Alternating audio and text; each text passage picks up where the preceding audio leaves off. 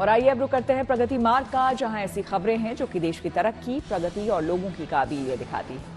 आज आपको दिल्ली के भारत मंडपम लिए चलते हैं, जहां स्टार्टअप महाकुंभ के बारे में आपको बताएंगे, जहां एक ही छत के नीचे देश के 2000 से ज्यादा स्टार्टअप पहुंचे।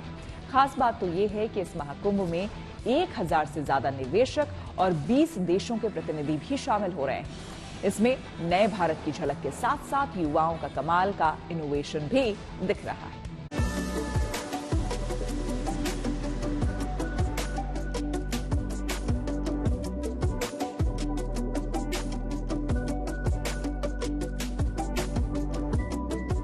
दिल्ली के भारत मंडपम में ये नए भारत की तस्वीर है, जहां युवा अपने हुनर से देश को नई बुलंदी पर ले जाने को तैयार है।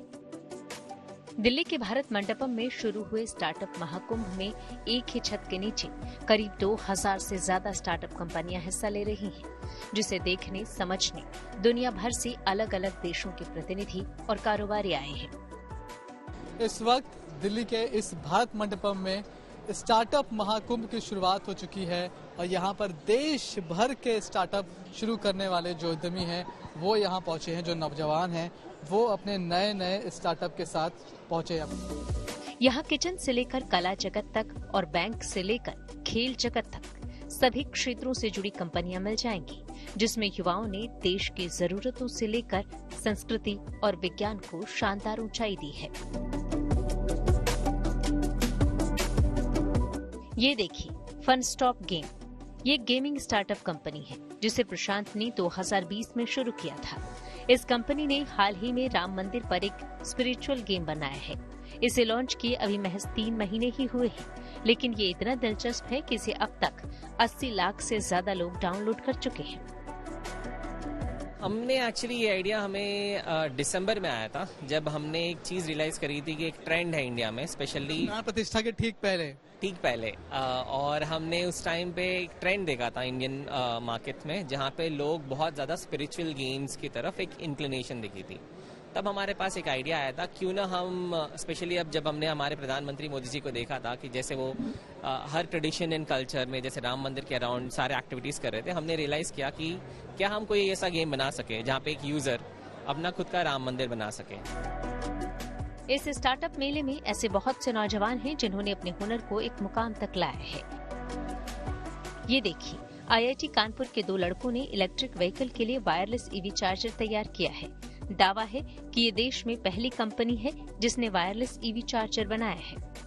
इसके टोटल 2 पार्ट है। पहला पार्ट है ये ट्रांसमीटर और दूसरा पार्ट है ये रिसीवर।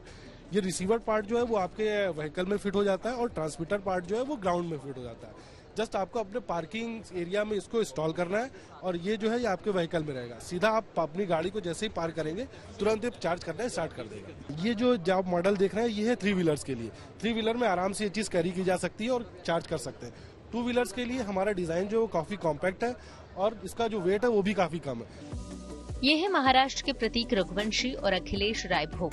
महज 21-22 साल के हैं। इन्होंने ऐसे दिव्यांगों के लिए जो सुन नहीं सकते एबल ग्लासेस नाम से एक खास तरह का चश्मा बनाया है, जिससे वो आसानी से सुन सकेंगे। हमारा जो हियरिंग एड है ये सिर्फ और सिर्फ 90 dB तक की हियरिंग लॉस को कवर करता है, विच मीन्स हम severe degree of hearing loss cover करते हैं। प्रोफाउंड डिग्री के लिए लोगों को इम्प्लांट के लिए जाना होगा। बहुत से स्टार्टअप ऐसे भी हैं जो विदेशों में भी खूब परचम लहरा रहे हैं। ई-कार्ट का स्टार्टअप शुरू करने वाले सुमित अनेजा बताते हैं कि वो देश के सबसे सस्ती बस लाने की तैयारी में हैं।